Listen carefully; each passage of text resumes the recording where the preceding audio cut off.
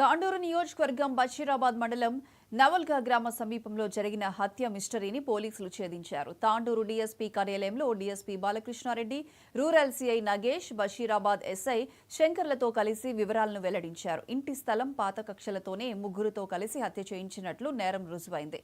ఈ మేరకు సుగుణమ్మ, నిందితులు వారి సెల్ ఫోన్లను స్వాధీనం చేసుకుని నిందితులను రిమాండ్కు తరలిస్తున్నట్లు డీఎస్పీ బాలకృష్ణారెడ్డి చెప్పారు.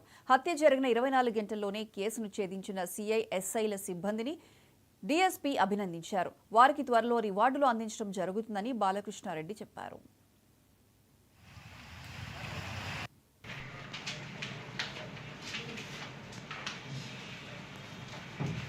ఈ కేసుని దర్యాప్తు చేసిన సిఐ నగేష్ వారి ఎస్ఐ శంకర్ బృందము త్వరగానే వితిన్ 24 అవర్స్లోనే నేరస్తుల్ని నలుగురిని కూడా ఆధీనం తీసుకొని ఈ కేసు విచారణ ముగించి నలుగురిని అరెస్ట్ చేసి వారి వద్ద నుంచి ఈ అడ్వాన్స్ తీసుకున్న 10,000 నుంచి కొంత డబ్బును ముగ్గురు వద్ద నుంచి అంటే 5,000 రూపాయలని నగదు